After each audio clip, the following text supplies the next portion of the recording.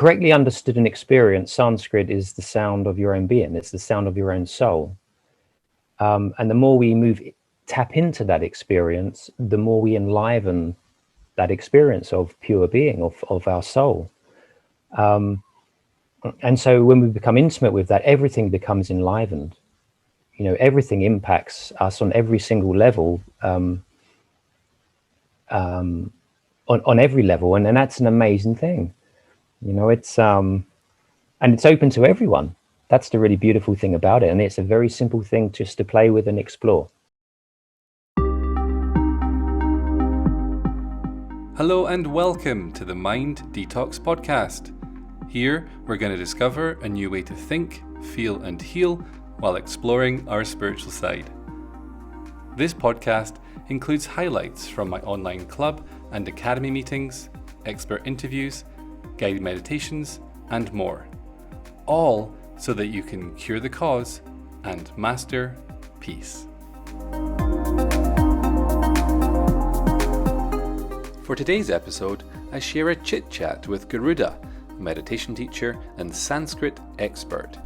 I ask him about the origins, benefits and mechanics of the ancient Sanskrit language, which despite it dating back to 8,000 years BC, appears to still possess the power to change and improve lives today. Stay tuned because Garuda also guides us through a brilliant meditation using one of the most popular and powerful Sanskrit mantras. Why did you get interested in Sanskrit in the first place? Let's just start there briefly. I fell in love actually originally with Indian mythology many years ago, about 25 years ago. I just fell in love with the beauty of it, the poetry of it, and how it related to my life directly in certain incidents. And it really grew from there. The Sanskrit itself grew from just exploring the mythology of India, but it really come to life when I did my meditation training in Canada, where we listened to the ancient Vedic hymns every evening, and so I fell in love with them straight away. It was like a homecoming, when I was exposed to them. I fell in love with them, and so that's when it all began, really. And that was the Rig Vedas, and what other ones did you listen to there?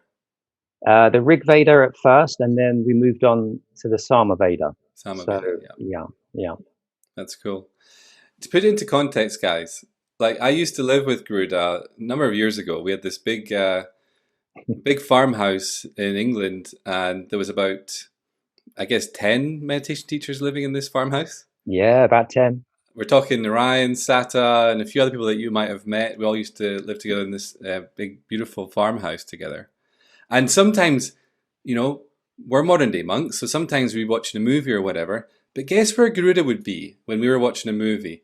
He'd be in his room studying Sanskrit. Just kind of put into context how, when he says he's really passionate about it, he genuinely is. As this is what he does for fun, okay? How has learning Sanskrit impacted you? How has it changed your life or made a difference for you? Yeah, it's an interesting thing. It's for me, it enlivens a great joy. I mean, it just enlivens a palpable joy in my experience. And within that joy, there is a deep intuitive connection and recognition of the sacredness of being, of my own being and my relationship with all things. And so really they're the primary motives why I love it so much. Beautiful. It's just a very alive thing. And that's the thing about Sanskrit, it's alive. It actually helps you come back to more life, Yeah. And I guess that takes us to the next question. What is it about Sanskrit that makes it such a powerful language? It's mostly because it's correctly understood and experienced. Sanskrit is the sound of your own being. It's the sound of your own soul. And the more we tap into that experience, the more we enliven that experience of pure being, of our soul. And so when we become intimate with that, everything becomes enlivened. Everything impacts us on every single level, um, on every level, and that's an amazing thing. It's and it's open to everyone. That's the really beautiful thing about it, and it's a very simple thing just to play with and explore. How old is it, roughly? Well, it's Sanskrit on one level is a timeless thing, and on one level, it's because you're dealing with subtle, pure vibrations, which ever since this universe began, Sanskrit began too, because it's the sound of the universe, you see. But on a more practical, linear level, the ancient Vedic hymns, in which Sanskrit composes these hymns, we can date them back to about 8,000 BC, in a linear time level. So they're very, very old. And how did they get here? How did they get to planet Earth? um, well, through the ancient rishis. The ancient rishis were beings that were very, very attuned to their being, very conscious beings, and within that state of complete fullness, they started to recognize subtle impulses within the field of their own consciousness. And within the field of their own consciousness, they could start to mimic the sounds through their vocal cords and create an alignment more and more with that impulse, you see, of with the universe. And so it started to come through various conscious beings a long, long time ago. And they were never written down. The language was never put, to paper back in the day. It was always an oral movement of opening ourselves up, opening yourself up to the natural rhythms of the cosmos. And they were just transmitted from teacher to student, as a means of spiritual instruction. Yeah, and so they were just wide open like tuning forks, to the sounds of the universe. So if we're not quite at that rishi level yet, can it still help someone who maybe aspires to even getting somewhere near there? Yeah, on every level, because if you chant or say anything in Sanskrit, the sheer mechanics of the word in Sanskrit will take the portion of our awareness to the source. And that's what a rishi is. A rishi is someone that actually is in full contact with the source, all the time, and plays from that state. But any person can think a Sanskrit word, and if they're open to it, and particularly if their relationship to Sanskrit is one of a revelationary state of, what I mean by that is recognizing that it's not a foreign thing, but it's an intimate thing, then it takes us into a deeper state pretty much straight away. It's not a difficult thing to do, and it doesn't require years and years of spiritual practice in order for that to happen. It just takes the willingness to be open ever so slightly to the possibility that there's more, there's magic, and there's moreness to that. Can you talk a bit more about that? What do you mean by having the right relationship with the language? That's a great question. It's there's two ways that people can learn Sanskrit. One is through the academic sense, which is how it's taught mostly in the world today, and there's nothing wrong with that. But and that's through classroom, that's through books, and acquiring the grammar, the knowledge, and all the rest of it, and that's fine. But often what's missing in that movement and that approach is the soul of the language, the actual practical spiritual benefit of the language. We can learn about the grammar, we can talk about the rules and regulations, which is very incredibly complex from that perspective, but what's missing is the intimacy with the soul of the language.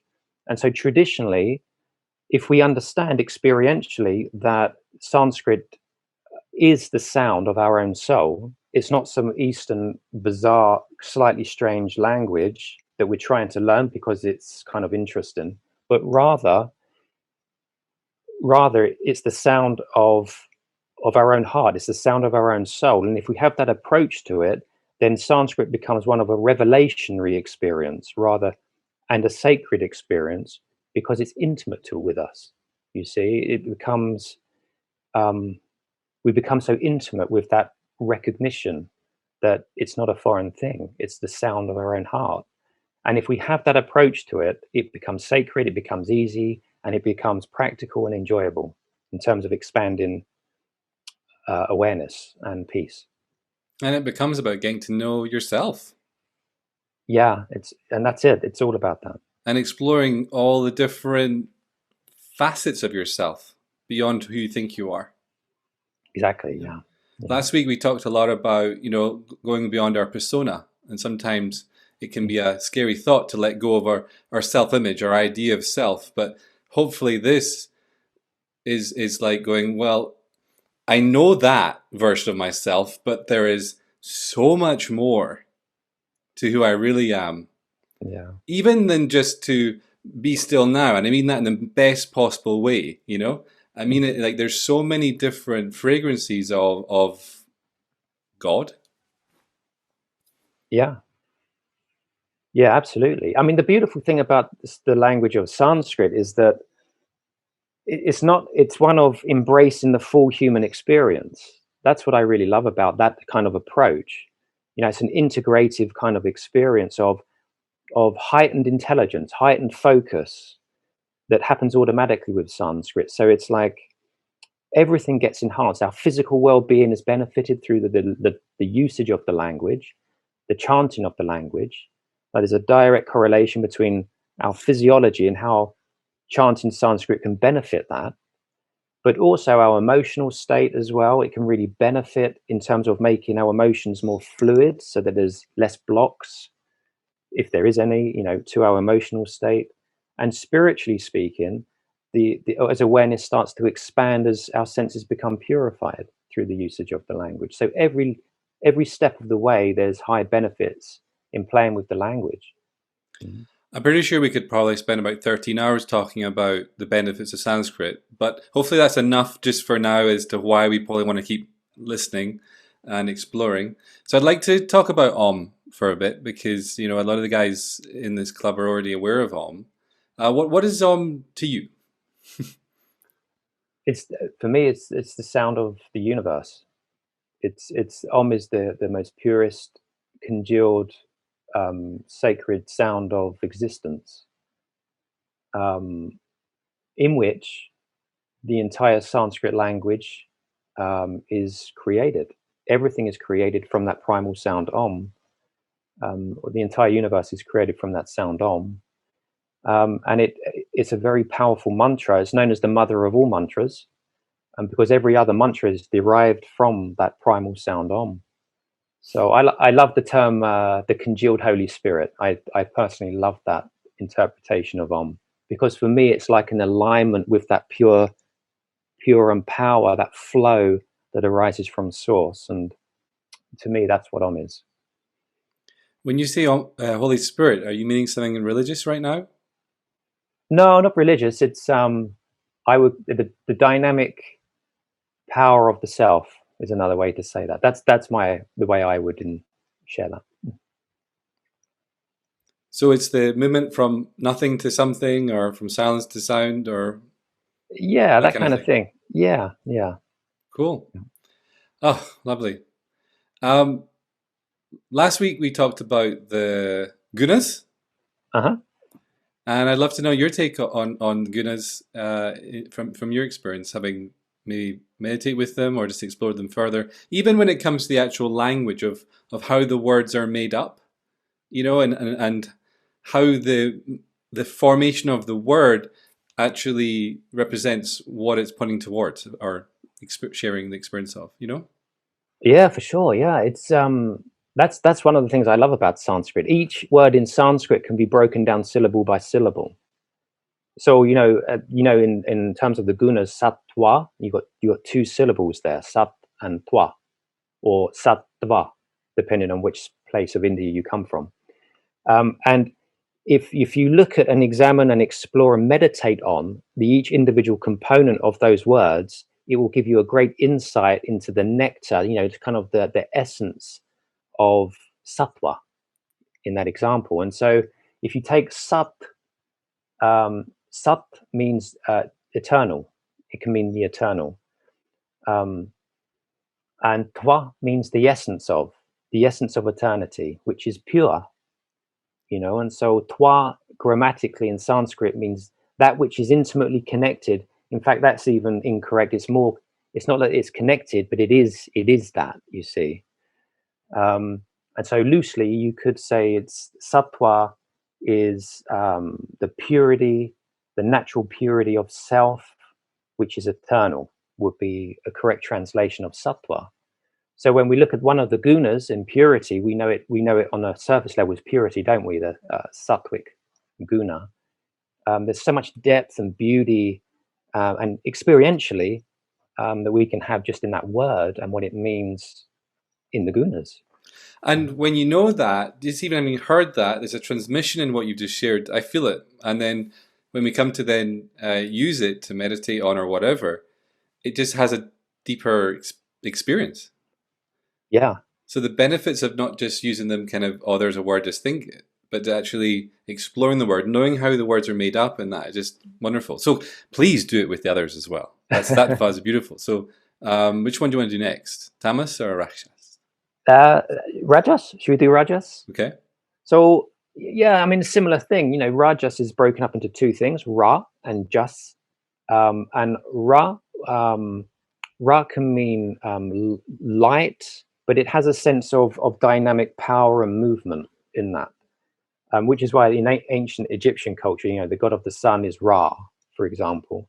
And so there's a connection between the dynamic light of being, the dynamic light of self, which flows, which gives birth to something, which creates, which motivates and stimulates and inspires evolution, the natural movement of self to experience moreness, to experience more. And that's the one example of Ra. And then Jas can mean birth. Just so in other words, it means expanding, motivation to get things done, dynamic action. And then when you put those components together, you have the power of Rajas, which is the passionate quality of the guna. And then you have tamas, which is the inertia quality. But really, the deeper sense of tamas. See, all these gunas have surface level understandings and meanings, but at the depth of meaning is where the real nectar is, the real beauty is. Like tamas doesn't just mean inertia and dullness and apathy. It can mean that on one level, but the other side of the pole, it actually means the solidity of self, the solid grounding of pure being that's unshakable. Mm-hmm. You see, and that comes from the root tum. Tum, it means grounded. So there's beauty when we play with the Sanskrit language, and a little bit of understanding and a whole lot of experience will open us up to a deeper appreciation and experience of Sanskrit, but more importantly, a deeper experience of self, which is what Sanskrit leads us to. So in the context of the gunas and how they impact us at a psychological, physical, emotional, blah, blah, blah level, is there any research out there when it comes to Sanskrit on its physical or psychological impact on us? There's tons, tons and tons. There's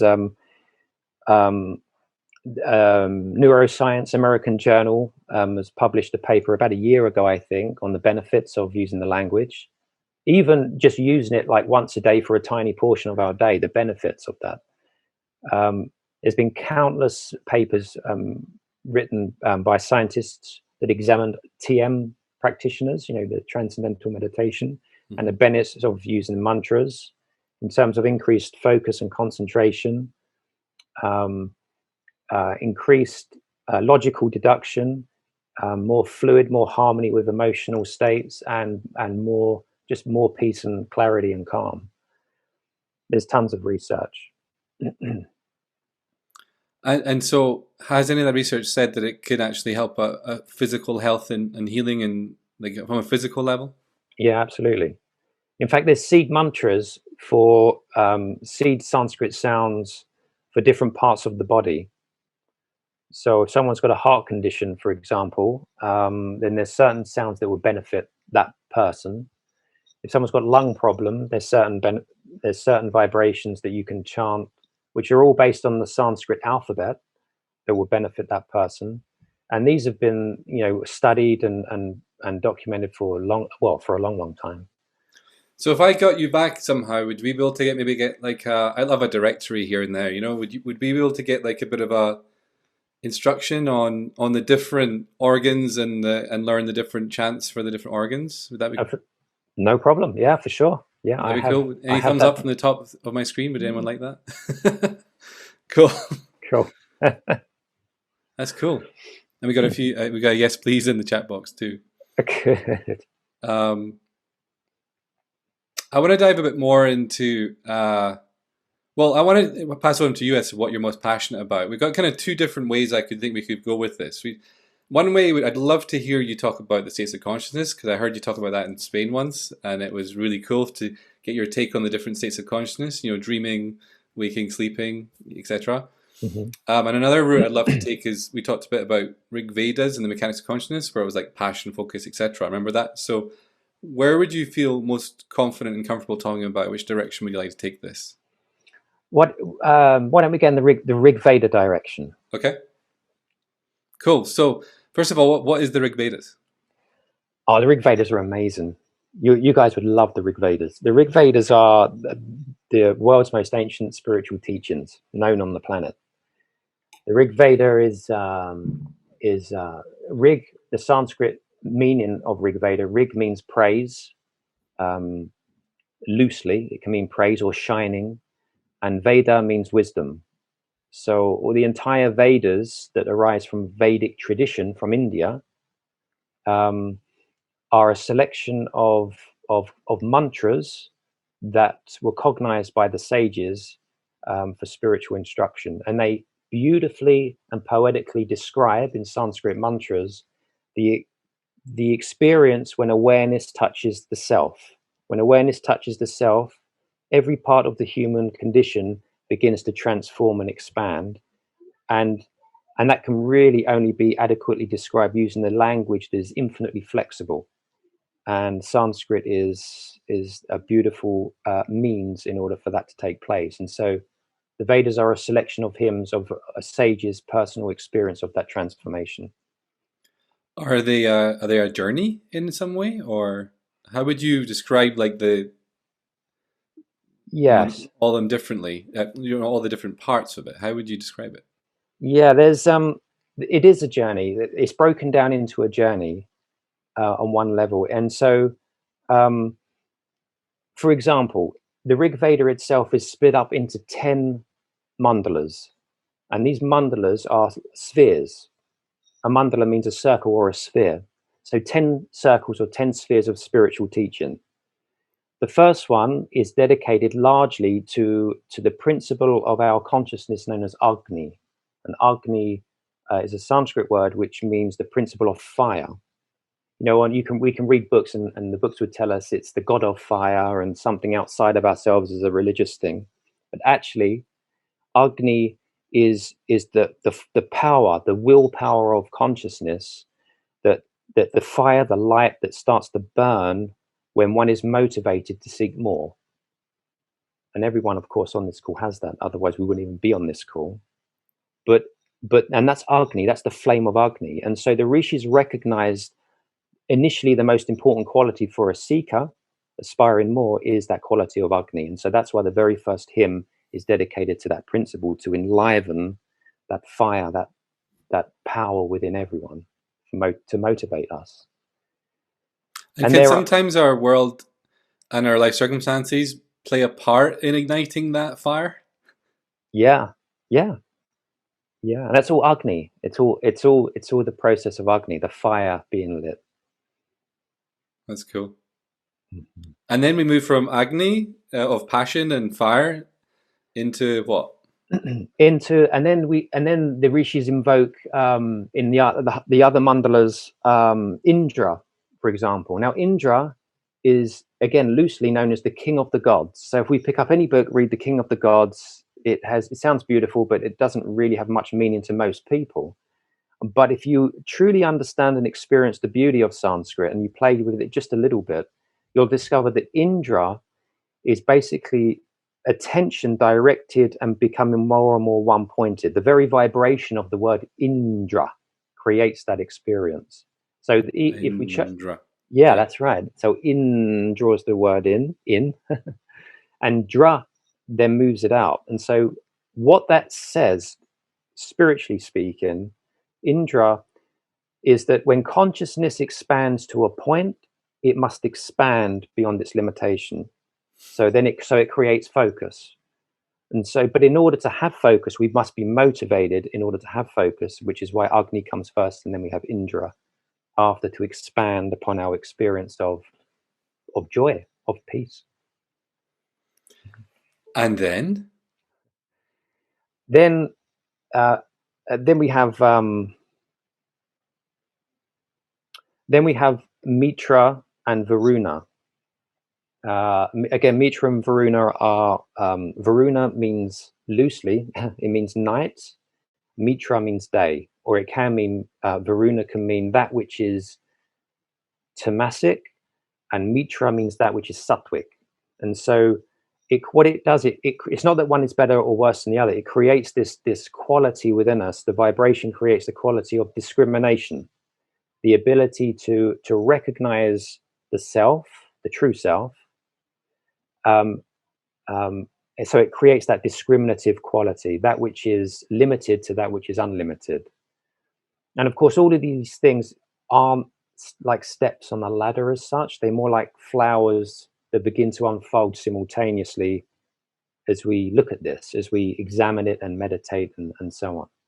So the whole thing grows organically. And that's the beautiful thing about the language too, is that it's an organic, natural unfolding, a gentle unfolding. What does one do to not feel overwhelmed at this point in the proceedings? Because it seems like it's just such a huge quest to take your first step on. It's all one needs to do is just think one Sanskrit mantra, any Sanskrit mantra, and just use it. And if there's a sense of more peace than there was a moment before, if there was a slight sense of more happiness or calmness, then obviously something's working in our favor, and that's the gateway in for more. Okay. So well, talking of which, we talked about us having a little meditation. Would you guys like a little meditation on a mantra? Would you like that now? We've talked a lot. Let's have a bit of an experience. And we talked about aham, didn't we? We thought we'd play with aham. So do you want to introduce aham? Let us understand why we might want to play with this, and then I'll guide people through, or you can guide people through a little mantra meditation. Yeah, it's briefly, aham is very, very popular mantra in India and in Vedic tradition, and it means pure being, that part of us that never changes. And if we look at the Sanskrit alphabet, the first sound of the Sanskrit alphabet is the sound ah, is the very first sound ah, and the very last sound of the Sanskrit alphabet is ha or hum. So we have ah at the beginning and hum at the end, and everything in between those two vibrations constitute the entire Sanskrit language between those two sounds. And what it suggests is that a hum, which means the entire Sanskrit language, is the state of our own pure being. It means that Sanskrit is intimate to us. It means that our very living breath is a flow of the Sanskrit language, which means that the natural flow of the language is sacred. It means that we're sacred. So just in that intimacy with a hum, it may create a different dynamic with Sanskrit itself, and particularly with that mantra. So can you just one more time just explain the in the mouth what it's happening, like in the throat, or just how would someone properly say that mantra? So the first sound is ah, and so ah, and so you would feel, and it's very important with Sanskrit to develop a feeling culture with the language, like so you feel it physiologically, and that may only start initially by the vibration in the throat. And so if you chant the word or say the word ah, you'll feel the Ah. vibration in the back of the throat. Ah, that's the very first You guys sound. can do it as well if you want, if it's appropriate where you are watching. Ah, ah, And then on the out breath, hum. hum. You can feel And it. yeah, and it's the exhalation it should be soothing. We should feel a kind of a release. And so ah, hum. Should I feel any vibration in my mouth? Because I did pick up with some. Should I feel any, or is it more outward? It You may feel a little bit in the mouth because obviously it travels through the mouth, but primarily you may just feel it. You experience it on it's a labial sound, so the lips to Okay. hum. And when you chant the M at the end, hum, exaggerate the vibration of the M at the end, because what that does, it creates the momentum of the vibration and makes it more tangible. So we develop more feeling culture with the mantra. So So one more time. Ah, hum. ahum, Now, ahum. are we going to be doing this internal or external? We're probably going to do it thinking it, right? Yeah, yeah. I mean, you could do it either way, but yeah, you could think it. What's more powerful? It's much more powerful to internalize mantra, much more powerful. And because there's different ways that we can chant. If we're going to chant it internally, there's a certain way to do it. So the way I just explained would be if we're chanting it externally in our environment, which has a massive benefit. If we're internalizing it on the in breath, chant the word, obviously because it won't be audible. So you have to just use the breath itself, but imagine the sound ah traveling on the in breath back to a central source within. So it's the breath that sounds. And on the out breath, you can either make the sound, externalize the sound, or just simply think it in the mind and use the breath to make the sound. So effectively what you're listening to is the sound, the exaggerated sound of your breath, that riding on the breath moving in, and then the external hum as the breath, we release the breath outward. And the movement of the breath creates the sound itself. So that's another way that we can do it. And that can be very, very powerful. So, what would you recommend us doing it this time? So we're very clear on what we're going to do for the next few minutes. What would you? How would you recommend we start? I would say let's do it on the breath, internalize it, because it's much more impactful. An amazing big group like this, I mean, it will be very, very cool to play with. So the first thing is to make sure you're comfortable and just gently close your eyes.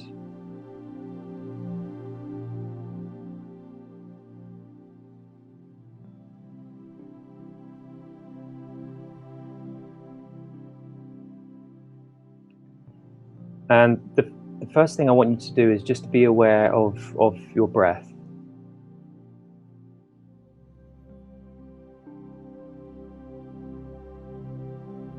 And so as we breathe in through the nose, allow the belly to rise.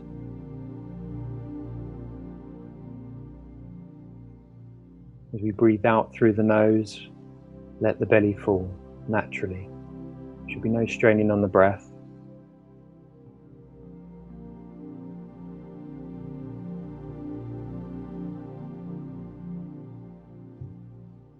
And sitting in the quiet place, the still place.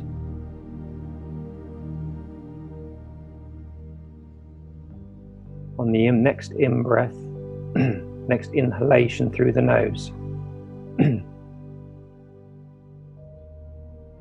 I want you to think in, to think in your mind the sound ah or ah as you breathe in.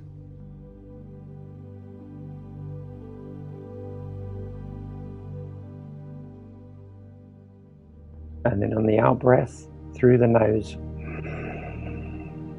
hum.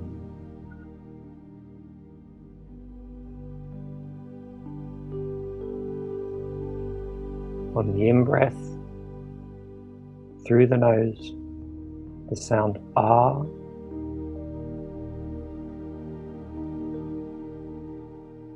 And then the out breath, hum.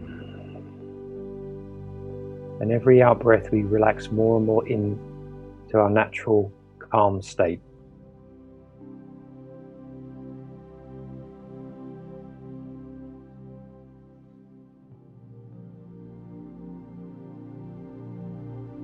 So we're using the sound of ah and hum to create a fluid movement with the breath.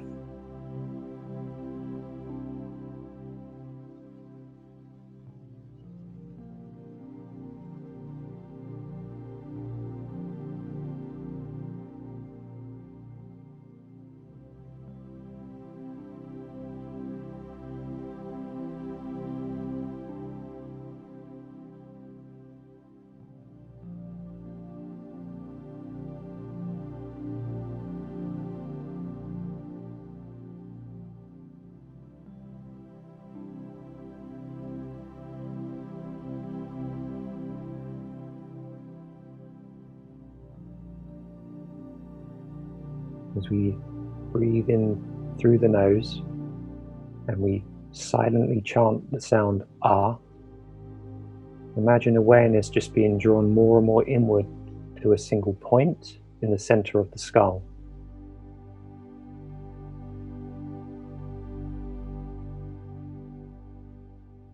A still point. And on the out breath, hum, let everything go.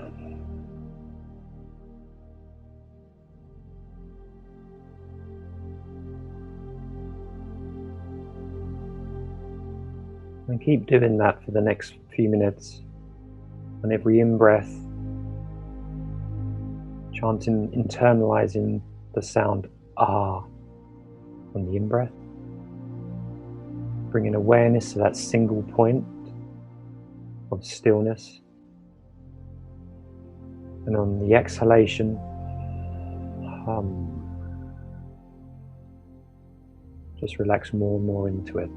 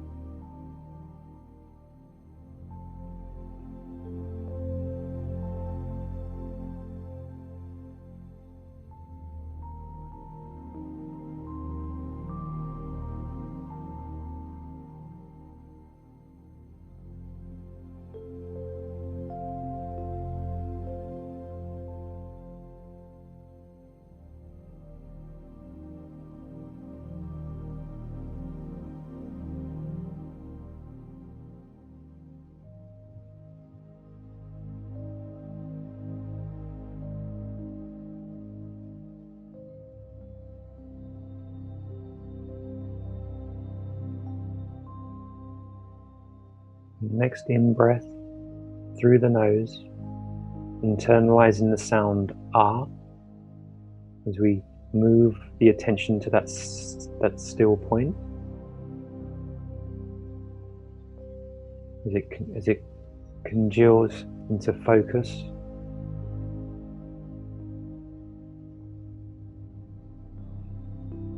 And then the out breath, release everything. And recognize the sound ah hum is the sound of your own life force, the sound of your own breath. Every in-breath is the sound ah, and every out-breath is the sound hum.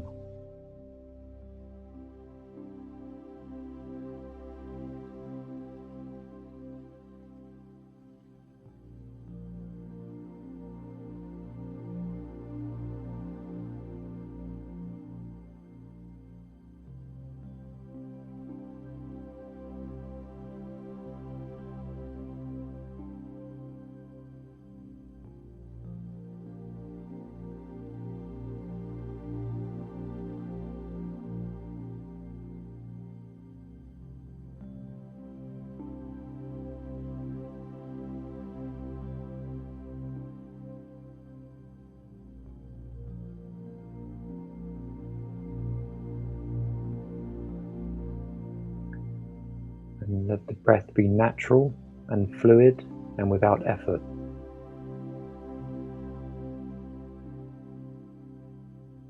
And just rest in the essence of your own self.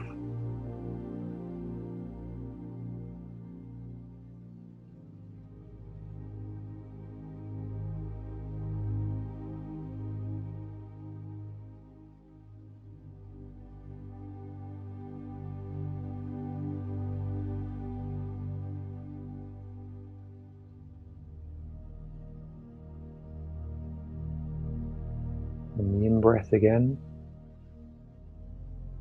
Allow the ah to move your attention inward, and the hum as we surrender everything to that flow of breath, that flow of silence, to the M sound, the hum, and the soothingness that generates.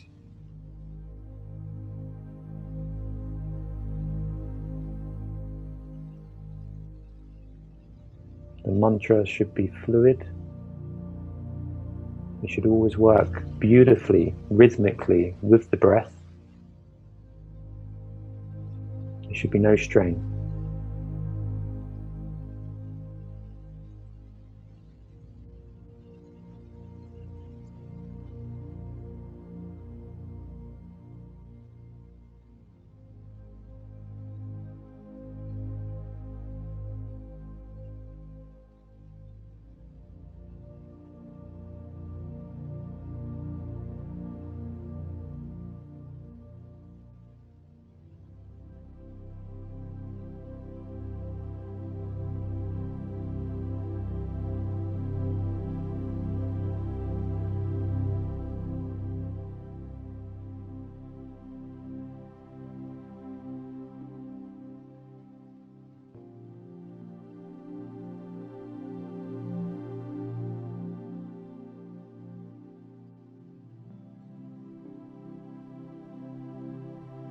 Keep coming back to having the intention of sounding the sound ah on the in-breath and hum on the out-breath. And recognize intuitively that ah is the first sound of creation, the first sound of the Sanskrit language, and the first sound of the soul, as it draws attention back to its source continuously on every breath that we take.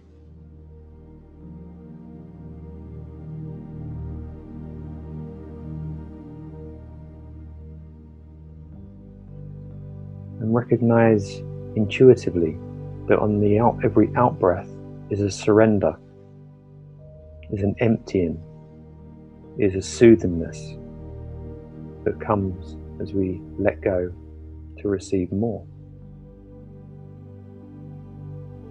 And within those two components exist our being, like two sides of the one coin of pure being.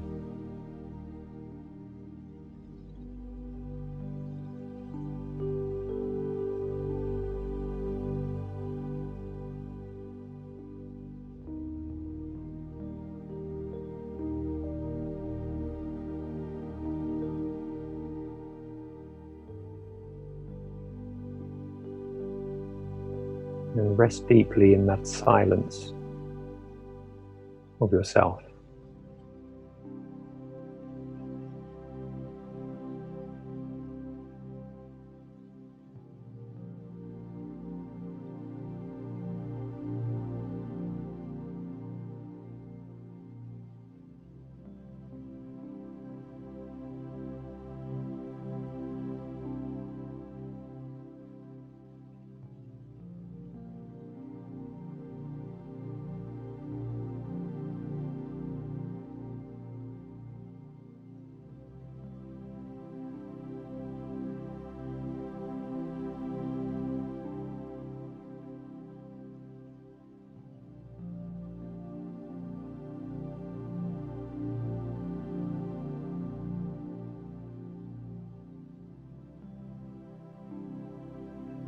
And so as we move attention on the ah sound is on the in-breath, the belly rises.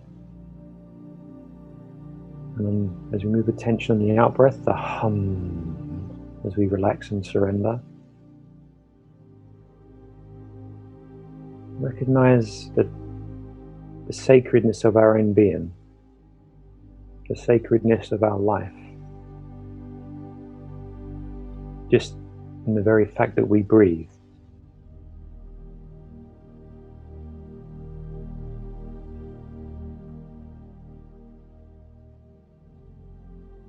And not just our life, of course, but all things, all living things are sacred. Everything breathes. And it breathes through the sound of aham.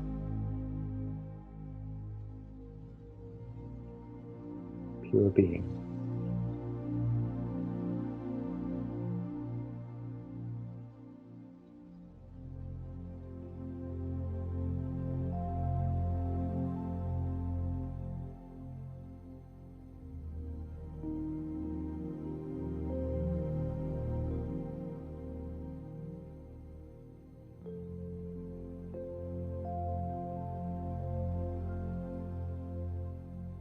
And in a moment,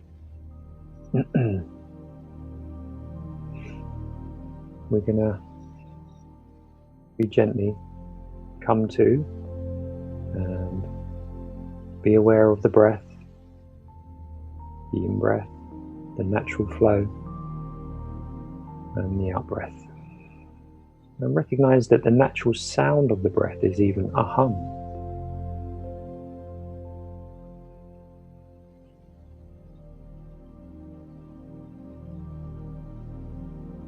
And whenever you're ready, gently open your eyes.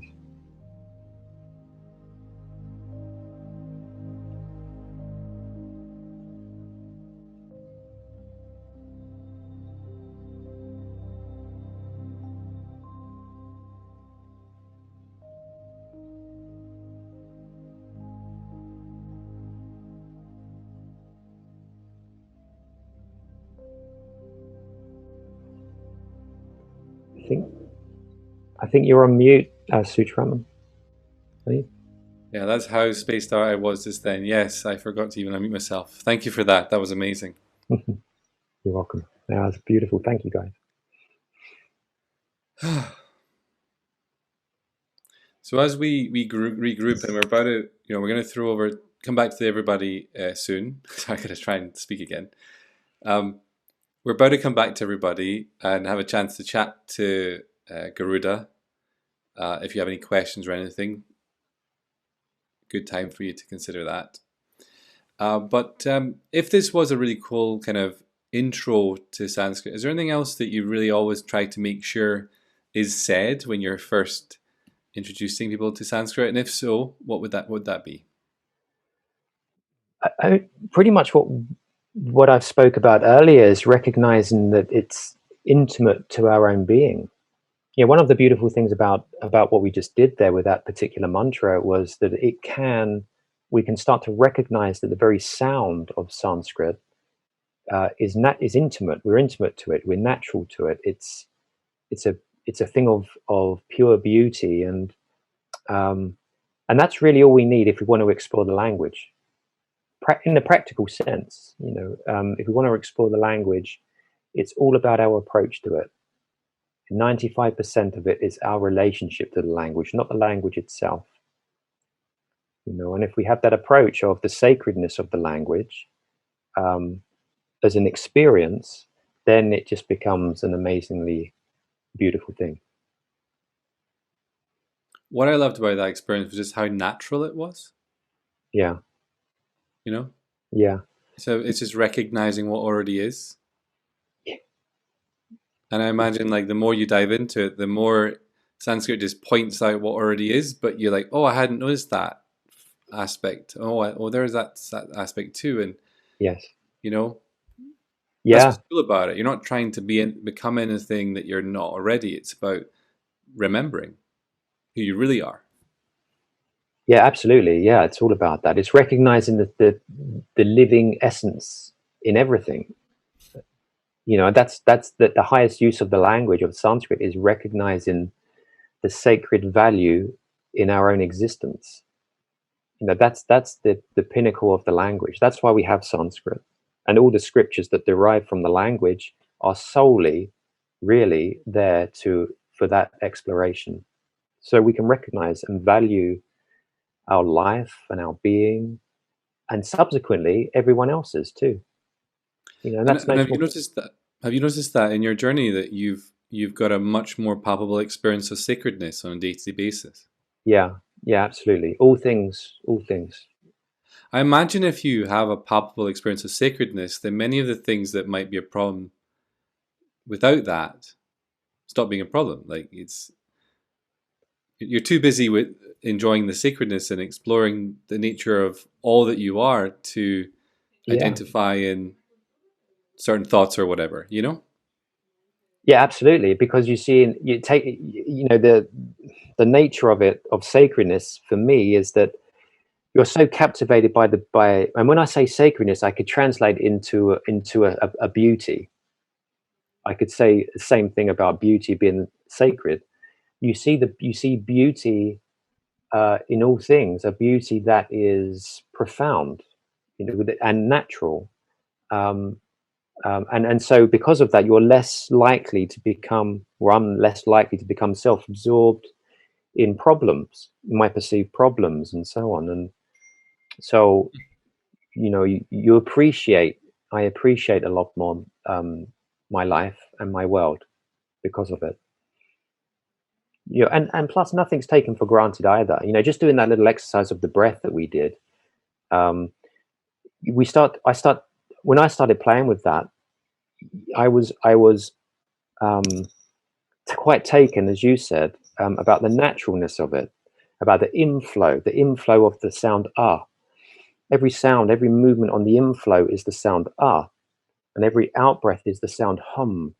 And so in between those sounds is the entire Vedic tradition, one of the most ancient spiritual teachings on the planet, are contained within those two components, those two sounds, in which we embody as human beings. Um, so much wisdom and beauty and light